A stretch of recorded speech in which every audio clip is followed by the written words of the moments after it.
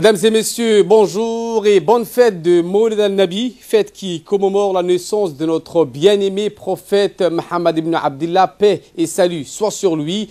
Bienvenue dans cette nouvelle édition de votre journal de 15 heures dont ils sont les titres. À l'instar du monde musulman, la République de Djibouti a célébré hier soir la fête bénie du Mawlid al-Nabi qui commémore la naissance de notre bien-aimé prophète Mohammed ibn Abdullah sallallahu alayhi wa sallam. Et dans l'actualité internationale au Yémen, les rebelles et le gouvernement soutiennent les efforts de paix de l'ONU qui vont se tenir. En Suède, c'était les titres. Bienvenue sur Télé Djibouti. Hier soir, la République du Djibouti a fêté, célébré, comme chaque année du mois de Rabi' al-Awwal, du calendrier musulman, la cérémonie religieuse organisée dans les différents quartiers de la capitale appelée fête de Mawlid al-Nabi. Tous les quartiers de la capitale, centre-ville, précisément quartier 4, 6, quartier 2, 7, Arhiba, quartier 4, ont tous commémoré la naissance de notre bien-aimé prophète sallallahu alayhi wa sallam. Le Mawlid al-Nabi est une fête religieuse célébrant la naissance du prophète. Traditionnellement, cette fête est une journée où il convient de se recueillir, de transmettre et rappeler l'histoire de notre bien-aimé prophète sallallahu alayhi wa sallam dans les mosquées, les maisons, les lieux de rencontre, dans les centres-villes comme les quartiers populaires, des prières ou encore des chants religieux étaient entonnés.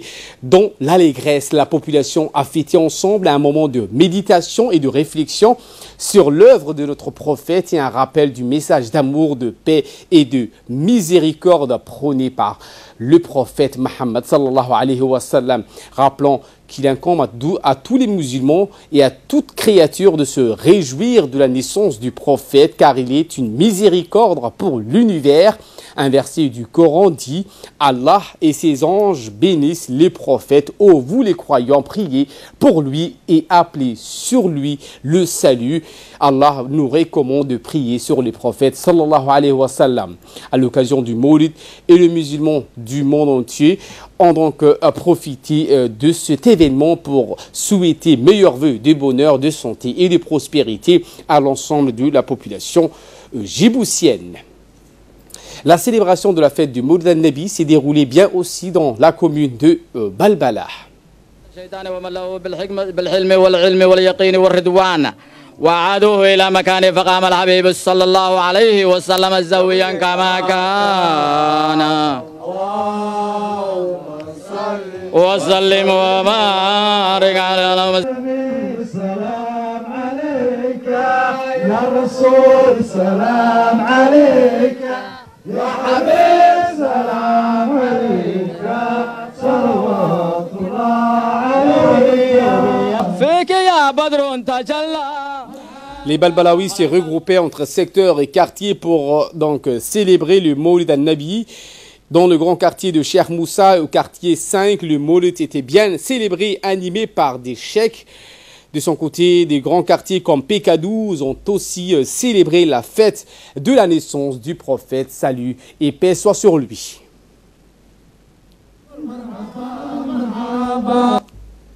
Également, dans l'actualité de ce 15 heures, le ministre de l'Agriculture, Mohamed Ahmed Awale, a inauguré aujourd'hui la première station de dépotage et de traitement de matière de l'Office national des eaux et de l'assainissement de Djibouti, l'ONEAD. Il s'agit d'un projet pilote réalisé par l'ONEAD et qui consiste à travers une station sur la route de Gabod à la séparation des matières et des eaux usées. En effet, les eaux usées contiennent beaucoup de déchets et parmi les rôles multiples de ce centre de dépotage figure la séparation des déchets et de l'eau qui est ensuite retouchée vers la station de Douda où ce centre dessert les quartiers non connectés au réseau de canalisation des eaux usées.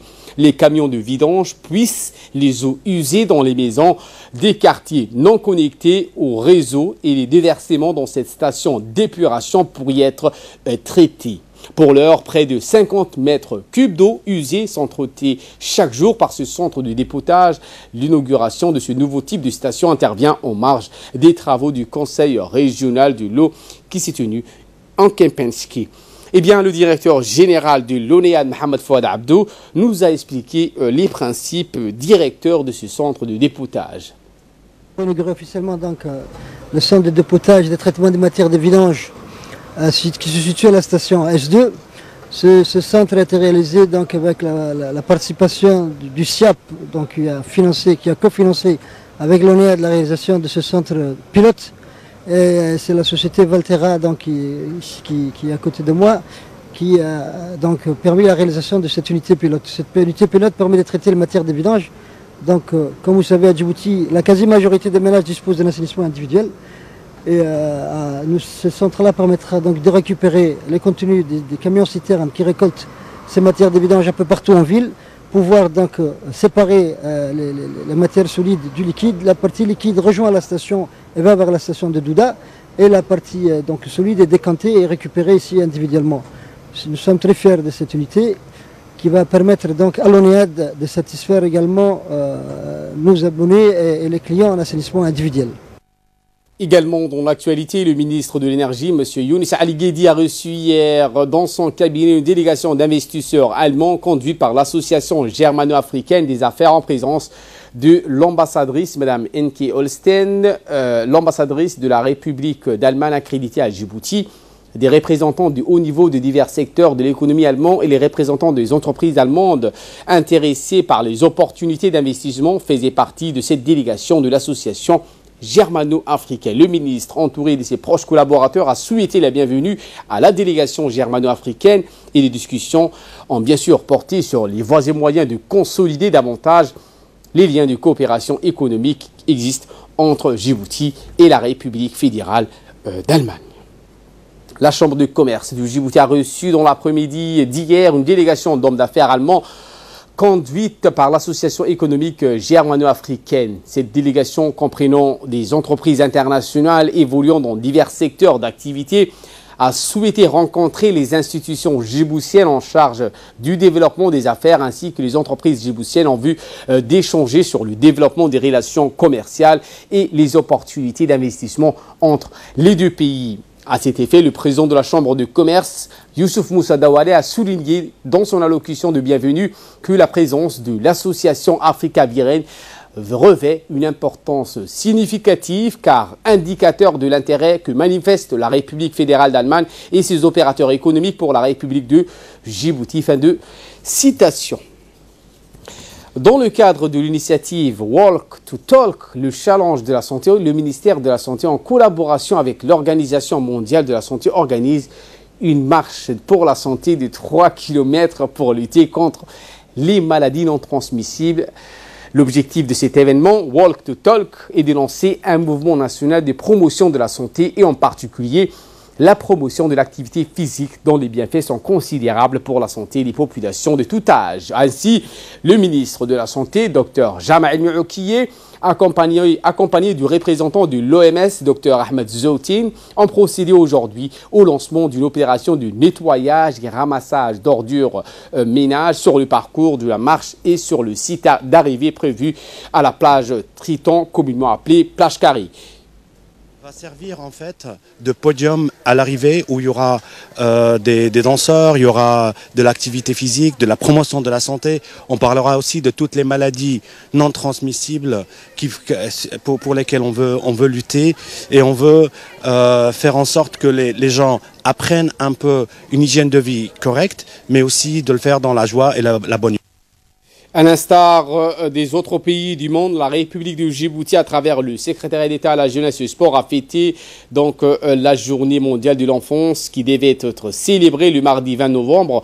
En effet, en raison du fait que cette année, cette journée coïncide avec le Maulid al-Nabi, qui est également fêté ce mardi aujourd'hui, et étant donné que cette journée est fériée, les directions de la jeunesse et des CDC ont donc organisé une belle journée au quartier 5 en présence de l'ambassadeur de l'Union européenne, Adam Koulash, la conseillère en communication Madina Salah, de la responsable du programme de l'enfance et des adolescents de l'UNICEF, Mme Hasna Abdallah, de la directrice de la jeunesse, Mme Kaltoum Igué, le chef de service de suivi des CDC, Mme Dera Ali, des responsables du département et des élus locaux sont venus nombreux pour participer à cette journée dédiée aux enfants. Dans son mot d'ouverture, la directrice de la jeunesse a rappelé les grandes lignes de cette journée.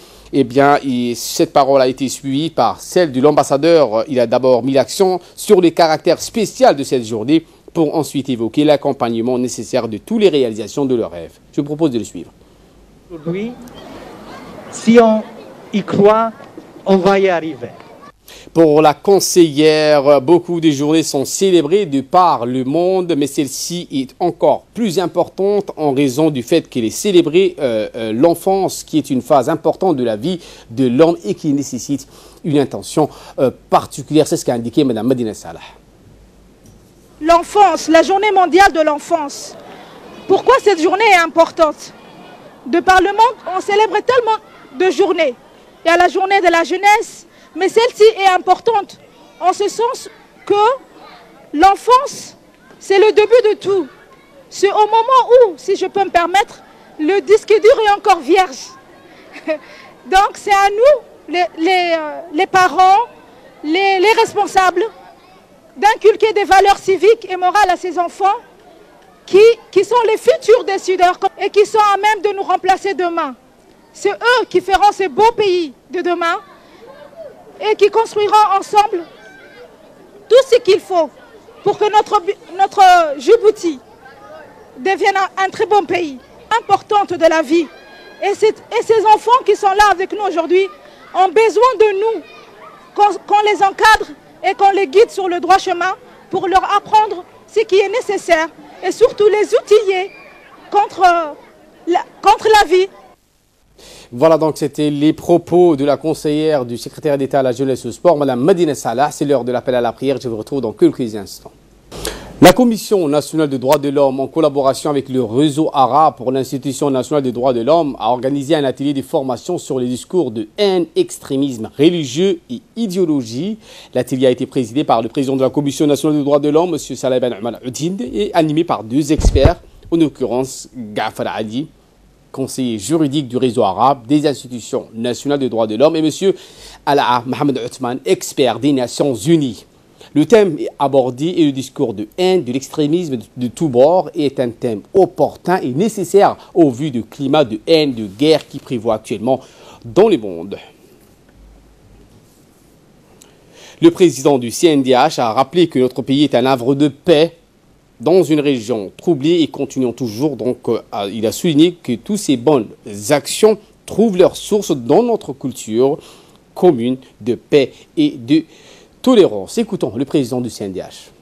Le thème abordé, le discours de haine et l'extrémisme de tous bords, est un thème opportun et nécessaire au vu du climat de haine de guerre qui prévaut actuellement dans le monde. Nous vivons quotidiennement à travers les médias des atrocités que cela engendre. Nous assistons à l'exode massif de populations qui font l'objet de haine parce qu'ils sont différents. Des êtres humains qui sont soumis à l'esclavage, qui sont laissés se noyer dans les mers. Ces conflits prennent leur source dans les discours de haine, qu'ils soient d'ordre religieux, idéologique ou d'extrémisme racial, communautaire ou tribal. Mesdames et messieurs, notre pays est un havre de paix dans une région troublée. Il a toujours constitué une terre de refuge depuis notre accession à l'indépendance. De lancement d'un stage de 30 jours pour 36 officiers de 5 pays de la région qui a eu lieu hier à l'Académie de police Idriss Farah Abani à Nagad. Cette cérémonie de lancement a eu lieu en présence de Mme Dina Kazmir, commandant de la composante de police de force en attente de l'Afrique de l'Est ou le SAF, du directeur général de la police nationale, le colonel Abdillahi Abdi Farah, et de nombreux officiers. Mme Dina Smir, commandant de la police de l'ESAF, a prononcé un discours dans lequel elle a expliqué les objectifs de ce stage assuré par 8 formateurs, dont 2 Djiboutiens et pour 36 officiers de 5 pays de l'Afrique de l'Est.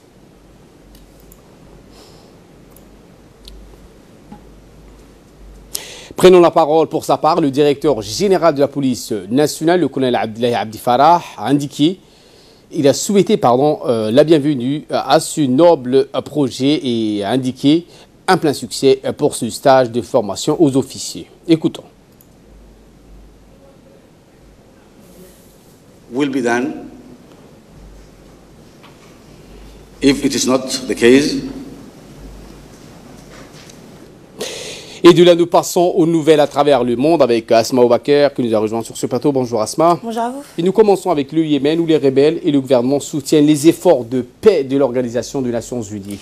Oui, effectivement, Ali, 2 mois après l'échec des négociations à Genève, les 2 parties du conflit yéménite sont favorables à de nouvelles discussions. La Grande-Bretagne a également présenté un projet de résolution pour une trêve à Hodeida où des violents combats ont éclaté.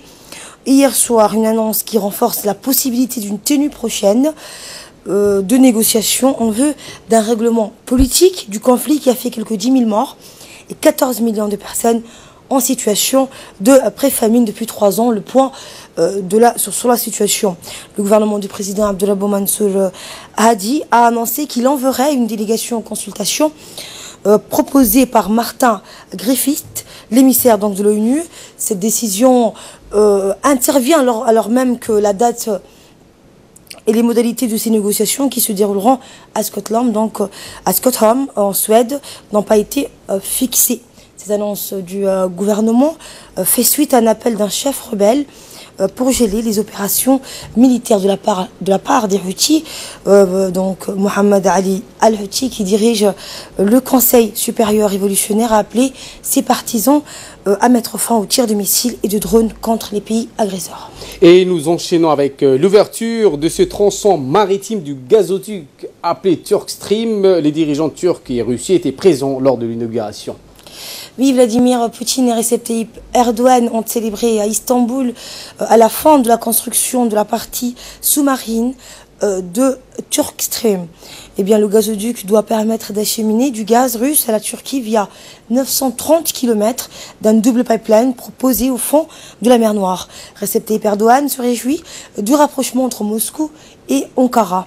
Le président turc a indiqué, je cite, l'amitié turco-russe qui s'est forgée après de nombreux essais au fil des ans et donne des résultats bénéfiques pour nos 2 pays. Nous n'avons jamais fixé le cadre de nos relations bilatérales en fonction des demandes ou des pressions d'autres pays. Fin de citation. Vladimir Poutine donc a indiqué pour sa part le lancement de Turk Stream permettra à nos pays d'élargir considérablement notre coopération dans le domaine du gaz. Il aura une grande importance, a-t-il dit, pour le développement économique de la Turquie et de toute la région de la mer Noire. Il deviendra donc également un facteur, selon le président russe, important qui garantira la sécurité de l'approvisionnement énergétique de l'Europe. Et nous terminons avec cet incendie en Californie et les recherches menacées par une pluie torrentielle qui est annoncée. Oui, les autorités ont intensifié hier leurs efforts pour retrouver des restes de victimes de l'incendie qui a ravagé le nord de la Californie. Près de 1000 personnes étant toujours portées disparues, alors que la pluie attendue aujourd'hui pourrait entraver les recherches et provoquer des glissements de terrain. Le shérif du comité de Butte a déclaré que 993 personnes étaient portées disparues contre 1276 selon le précédent recensement effectué samedi dernier. L'incendie a détruit, allez, on le rappelle, 12 000 maisons et plus de 61 100 hectares.